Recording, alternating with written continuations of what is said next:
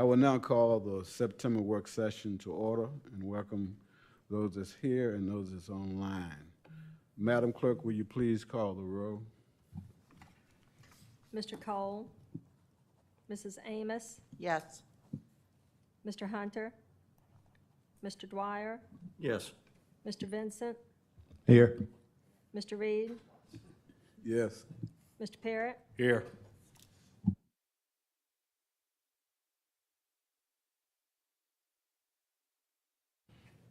Okay, thank you.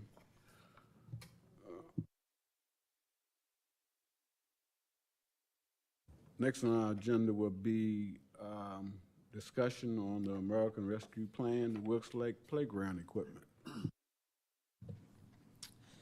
Mr. Vice Mayor, members of council, I just wanted to bring to you some more information about projects that we would like to do under the American Rescue Act funds. One of those we've been in discussion about for quite some time is the playground equipment at Wilkes Lake. If you remember and I'm speaking of the one that has deteriorated beside the library.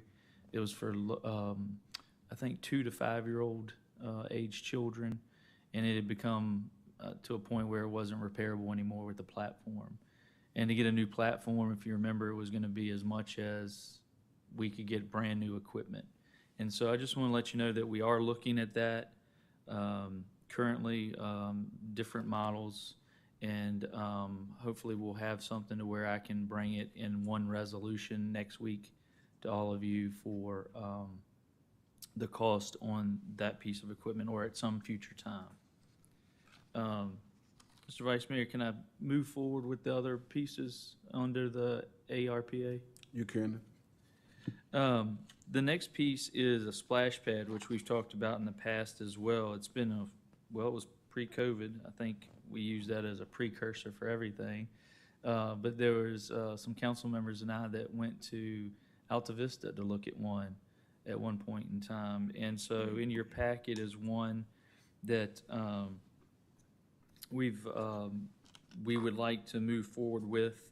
It's approximately 5,000 square feet. This is a turnkey process. They would do all of the installation, install the equipment, everything, and that price comes out to be approximately $638,806.38. It has, the large bucket, water that comes from the ground, all these other little fun things to walk through or whatnot else. The plan is that we would put that on the same piece of property as where the other playground is at Lions Park, closer to the trail on the raised section of that property. The other thing that would need to go with this at a later date is some permanent restroom and changing area facility for men and women. That way that there's a changing area, but also a restroom facility for that. This will enhance the park and grow more, and so there'll be a need for that. But we'll bring that at a later time. Scott, I can ask you a quick question. How's that in size compared to the one at Alta Vista? Is it similar? Do you recall? If I remember correctly, I think the one in Alta Vista was a little over 2,500 square feet, if I remember correctly. Okay. And we had talked about that was nice, but that we wanted one a little bit larger than that, what we saw. Right, because of the surrounding counties potentially coming in. And I think with the moving away from the golf course and the pool out there, this brings something into town that supplies a sort of recreational water-based activity that doesn't require as much maintenance as a pool on the long term. So in that price range, does that include the restrooms? No, sir. No, sir. That'll be an additional cost down the road. Out of curiosity, with the lay of the land and that area being subject to, I'll say minor flooding, do we have any issues as far as maintenance or upkeep of this, as far as with the possibility of water going over top of it? I mean, there's always that potential. I have not seen where we would place this. I haven't seen water that has gotten to that height since I've been here. So in other words, we're putting it on a little bit higher piece of Now, land. I mean, I haven't seen it to the playground even. Now, if we had another flood like that was in the 70s, I mean, well, there is that potential, but I mean, that's a 100-year type deal, hopefully. Other than that, from a recreational standpoint,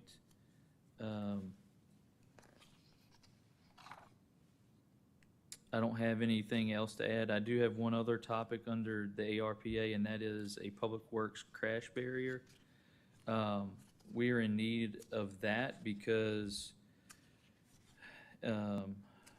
state law requires that anything at 45 miles an hour, I believe it is, or higher, it might be 40, that you have to have this type of equipment to do any maintenance, such as when we hang banners or change overhead lights or anything like that, that we do specifically on South Main Street. And so we were actually it was brought to our attention not too long ago by a VDOT official when we were doing something. And so there is the potential if we don't, one, it's for safety purposes, and we should use it anywhere in town. But the other is that we could be in violation of not doing that in the future. So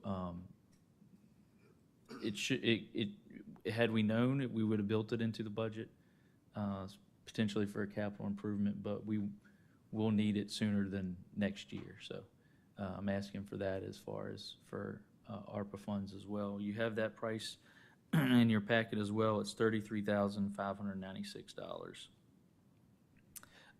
So I would like to bring this in one resolution to the regular meeting next week, if everyone's okay with that, and break it out of how much not to exceed in price, because prices are fluctuating these days in the cost, and so I would build in a little bit of a buffer in that. In your splash park, as far as the pricing that you quoted us, does that include site prep and everything, as far as is that an all-inclusive price? Yeah, from my discussion with Recreation and their discussion with the company, that's a turnkey price. I mean, they'll put in a circulating system for the water and all that kind of stuff. I mean, it's turnkey. And the next playground equipment we get, we would do the same thing. In the past, we've had Public Works, but not being up to full staff, in my discussions with the Public Works Director and the Recreation Director, and it would be best to have them do a turnkey process as well. Are you projecting any time frame for that splash park? Not right now, until we can get actually into a contract with them to see what that would be. Also depends on how the winter goes and those types of things, but we would hope by summer.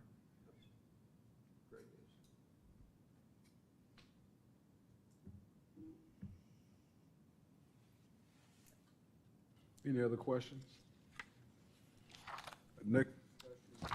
Next discussion is the Morton Museum Overlay District.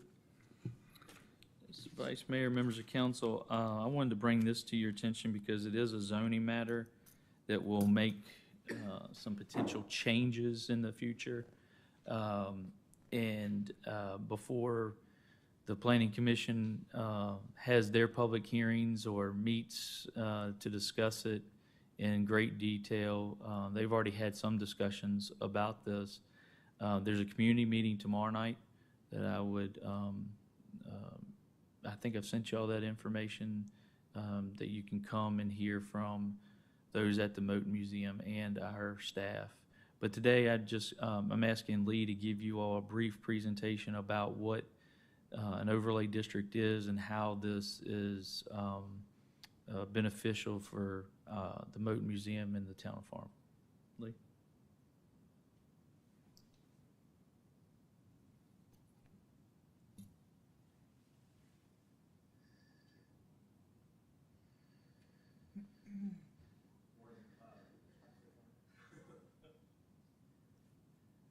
Yeah.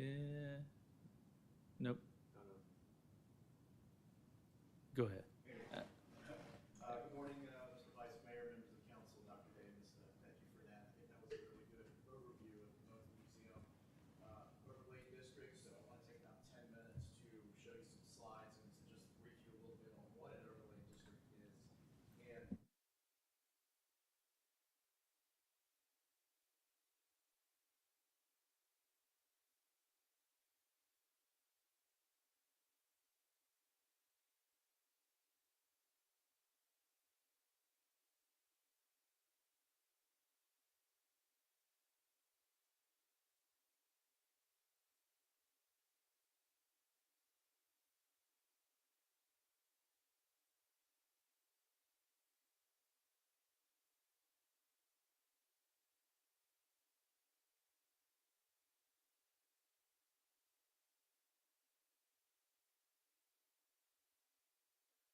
what we wanted to do was to reach out to the community.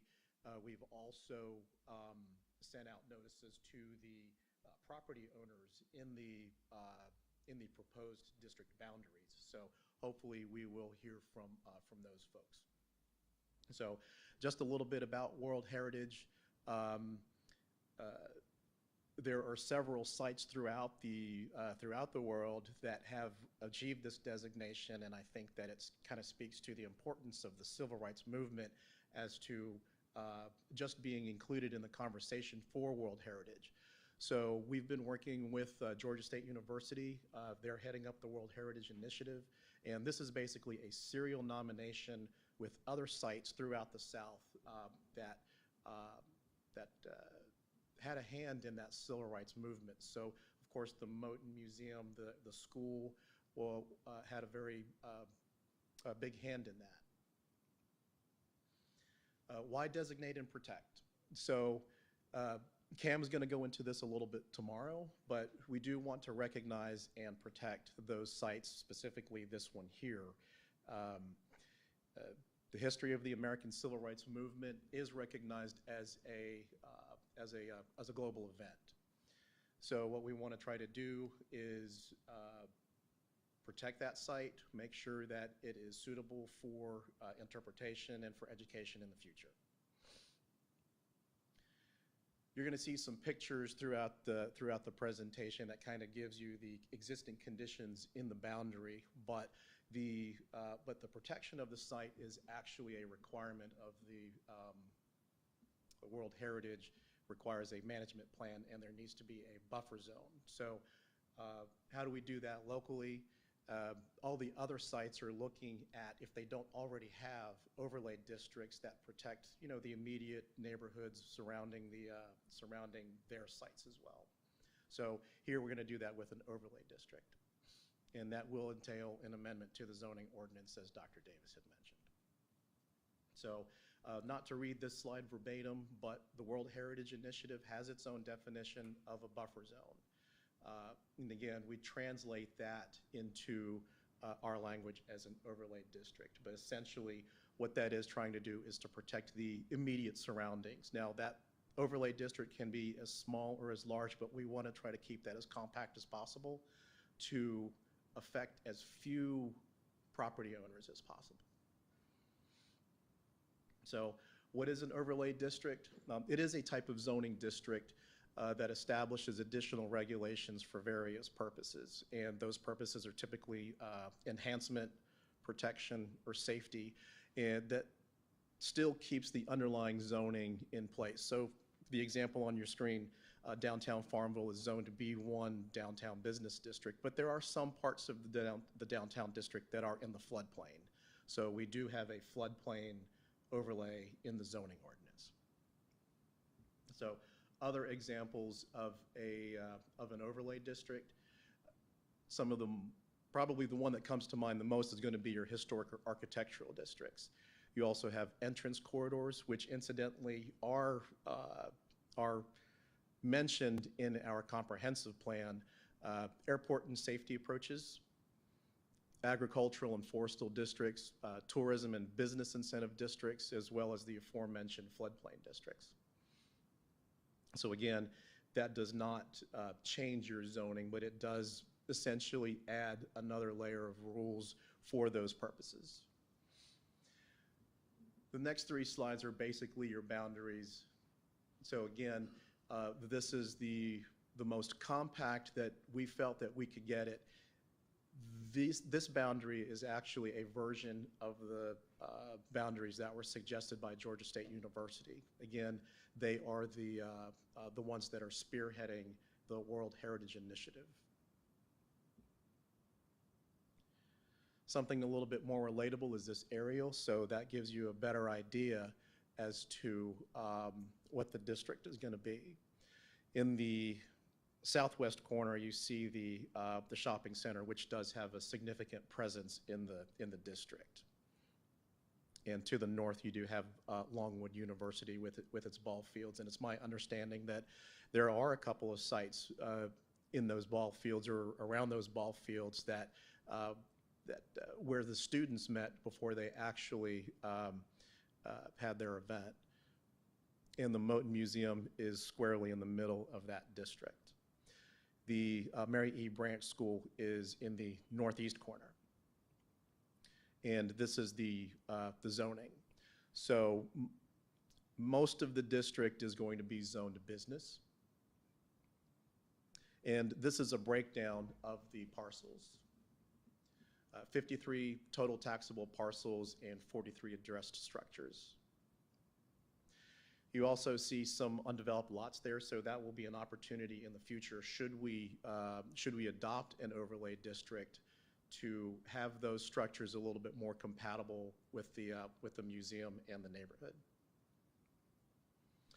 Some major themes, regulations. This is another level of regulations, but it will be primarily for new construction and for additions. Design guidelines are going to be separate from the zoning ordinance. And probably the most important thing on this slide, the review and decision process is primarily administrative. So what that means is the town staff will review an application if someone wants to put an addition on their house, or if they want to build a new house, then the town staff will review that, and then we'll make a recommendation to the town manager, and the town manager will make the decision on whether or not that's appropriate. Any appeals would have to go through council. And then getting back to the process, I think that it's important to note that if the zoning administrator was responsible for the decision, then any appeals would go to the Board of Zoning Appeals. So this gives the council a little bit of input should it get to an appeal. And again, keeping the district compact. It was, when we were looking at districts, we had 3 different versions, and it was really easy to say, hey, we want to go out a little bit further, and try to take in some approaches, for instance, starting at where the Truist is, because you can see the museum from the, from that intersection, but we decided against that and went with a more compact district. Again, some existing conditions on site. In the upper left corner, that's the Mary E. Branch School. To the upper left, to the upper right is a fraternal organization. Yeah, probably not compatible with the 2 sites that we're talking about. But should we ever have an opportunity to redevelop that, then we can have something that might be more compatible in appearance. And you've got some other residential structures throughout. This slide right here, these next few slides are to just kind of illustrate the different types of structures throughout the district. So you do have several residential homes. There isn't a really strong or central theme to the type of architecture in the district, but these slides just kind of tell that story. This structure right here, it was clearly a single-family dwelling at one point. It is zoned B3, B2, and it has been converted to an office. So again, major themes, encouraging compatible construction. These are design themes, by the way. We do want people to use, or encourage people to use more compatible architectural features, colors, things that are complementary to the neighborhood and the museum. Roofs, I just showed you several slides that show different types of roof lines, and minimizing parking in the front. And again, getting back to the shopping center, there is a significant presence by the shopping center. So if they ever come back in for any kind of remodeling, then we can kind of direct them towards something that might be more compatible with the museum. Certain opportunities, and we're getting ready to the end here.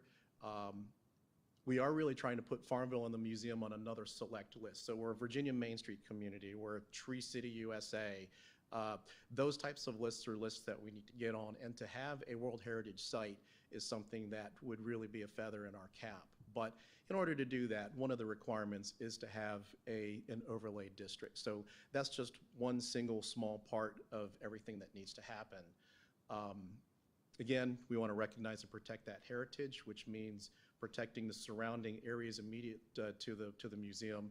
And we want to, again, improve and enhance properties within the view shed, or those properties that have historical or cultural relevance to the museum itself. So again, there are several Virginia State historical markers just on the site itself. I believe there are 3, and then you have a couple that are just outside of that of the boundaries. But it's clearly a historical site that deserves more attention from a design standpoint. So that concludes my presentation. Again, just wanted to mention that we do have a meeting tomorrow. That's at the museum at 6 o'clock. So I'm available to field any questions at this time. I want to ask a question now, if you don't mind. Yes, sir. If I understand it correctly, with the current zoning that we have now, just for example, say I own one of the empty lots and I wanted to build a house and I met the current zoning regulations and the requirements of the town of Farmville, would this also be superseded over top of that, as far as would these conditions have to be met for this district as well as our current regulations? Yes, sir. So the additional cost could possibly impact the cost of the build.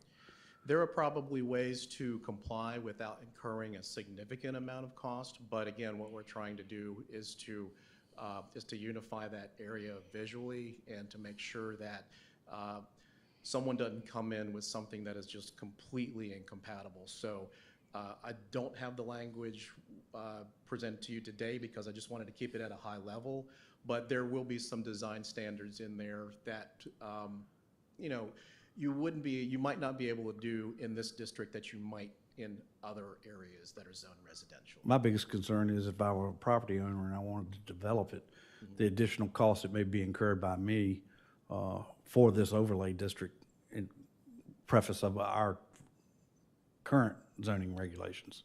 Right. That would be a concern. There's no other way to say it, but it is an additional set of regulations. But the end result of protecting the area is really what this is about as well. The part of what the World Heritage Organization, and Lee mentioned in his presentation, is that they don't want to see where commercial, because some of this is developed commercially as well, that it begins to overshadow the visibility of the Morton Museum and take away from a historical structure by design, and also blocking, as Lee mentioned, the view shed of that structure. And this is part of a larger application. There's, we're one in with several locations, I believe, in Alabama and other areas throughout the South in the United States, as Lee mentioned, dealing with the civil rights movement. And what this does bring is I'm going to say when we get the World Heritage designation, I'll be optimistic, is that Farmville isn't going to be like Tuscaloosa, Alabama, or some of those other places. We're smaller, and to have something like this and be on that list for people to be a destination to travel to see also has an economic benefit to it in the future. But I understand what you're saying, Mr. Parrott. Is there the potential at some point in time that they'll have to, one of those vacant lots or somebody tears down a house and wants to rebuild on a lot, there would be some other compliance areas that they would have to meet in the design of what they're building? One last question. Would Longwood have to adhere to all these regulations as well, being actually zoning exempt from us? Longwood has what they call sovereign immunity. They would not be exempt, or they would be exempt, excuse me. However, what Georgia State University is suggesting is that they enter into a memorandum of understanding or agreement that they will still comply with the regulations. And the other key is Longwood University is pushing for this, being that they have taken over the monetary day-to-day operations of the Morton Museum. It's under their umbrella that it's beneficial for them to have this designation as well. We had at one point, a few years back, somebody had requested putting a cell phone tower, if I remember correctly, up in that area. This would be I would imagine a non-use for that type of thing, which I think strengthens that neighborhood in a positive way, personally. Fortunately, our current zoning ordinance requires a conditional use permit for cell phone towers, so you would get a bite of that apple anyways. And probably what we would end up doing is the staff, in its staff report, would probably not recommend approval for a cell phone tower for that very reason. And that was prior to the current zoning ordinance. That was not too long after I actually got here that came up, but that was another push for why it needed to be changed. I noticed on the diagram it goes, you picking up Sanford and then part of Hill Street down to Ray Street, Pine. Is that correct? We're not going all the way down to Ray Street. The northernmost boundary of the district is actually Irving. Okay. Right.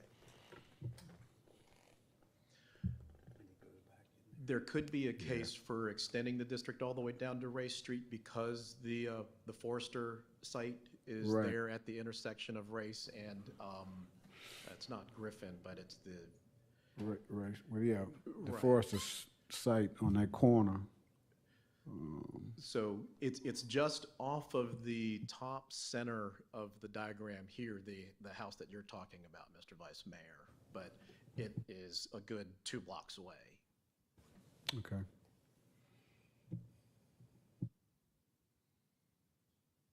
There's nothing that in the future, this is, I'll say this, and correct me if I'm wrong, Lee, there's nothing that says that in the future that this overlay district can't be expanded.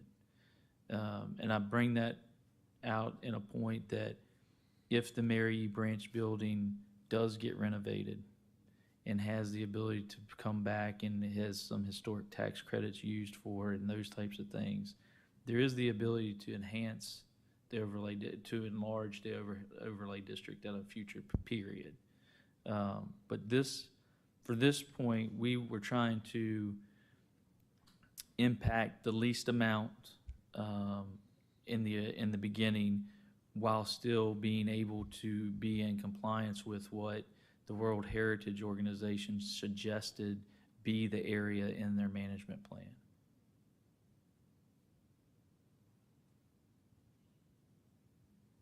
So the Mary E. Branch School is currently in bounds.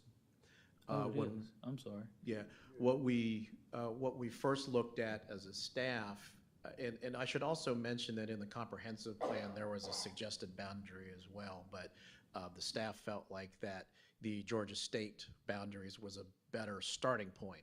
With that being said, we had originally looked at including properties north of the baseball field on both sides of the street, basically to, I think it's Wynn, and then south to that intersection that I talked about with the Truist, because coming northbound or southbound on Main Street, you do get a glimpse of the museum. And again, we decided against that because we wanted to start small, but what Dr. Davis said was that, you know, in the future, if we decide that we want to include other properties, we can always expand the boundary. If we expanded those down the road, say we wanted to expand them, would it be open to a public hearing? Yes, sir. This has to go through a public hearing process. I mean, it's going to have to, that's the point in having the community involvement ahead of time, even more than just a public hearing process. The Planning Commission would have to have a public hearing on the adoption of the language and this designation and the change in the zoning ordinance, and then the council would have to have a public hearing and the actual adoption of it. And that brings up a good point too. It's a twofold process. We have to change the ordinance, and then we also have to establish the district. So it's actually two public hearings or two things that would need to be done. And the goal is that this would be concluded by the end of the calendar year. That's correct. This year?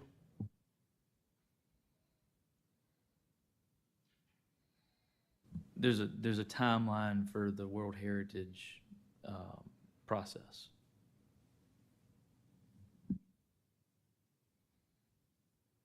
So all of this will be discussed tomorrow night, correct? Yes, sir. Yes. I should also mention that the Planning Commission will be meeting later this month on the 21st. That's Wednesday at 7 p.m. here in the council chamber. This will be one of their discussion items. They'll also have a public hearing on something separate, but the Planning Commission met last month they've met pretty much all summer. They discussed it in some detail last month, and they discussed it generally in July. So it's been discussed for a while.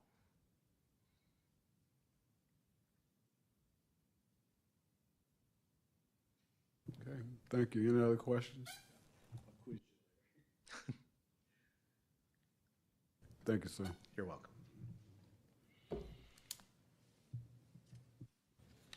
Is there any other matters that may come before council? I'll raise one issue just as a food for thought, not that we need to have a discussion about it or make any decision about it, but just to kind of float it out there. Over the weekend, there was an event that kind of affected the community in a way where the mural that was painted on the High Bridge Trail was painted over. It was rightfully done by the owner of that business.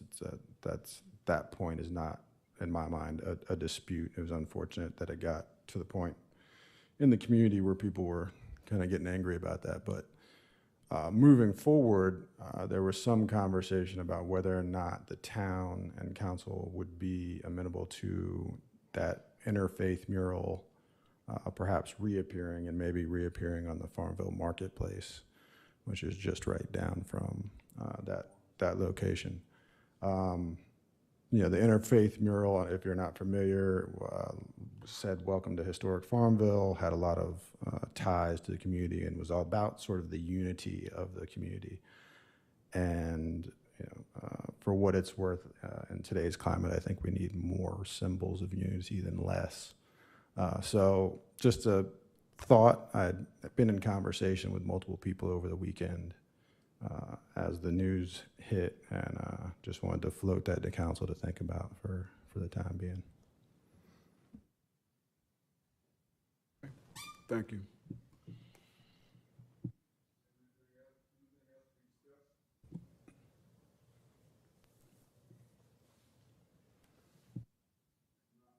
Okay, if not, I will ask for a motion to adjourn.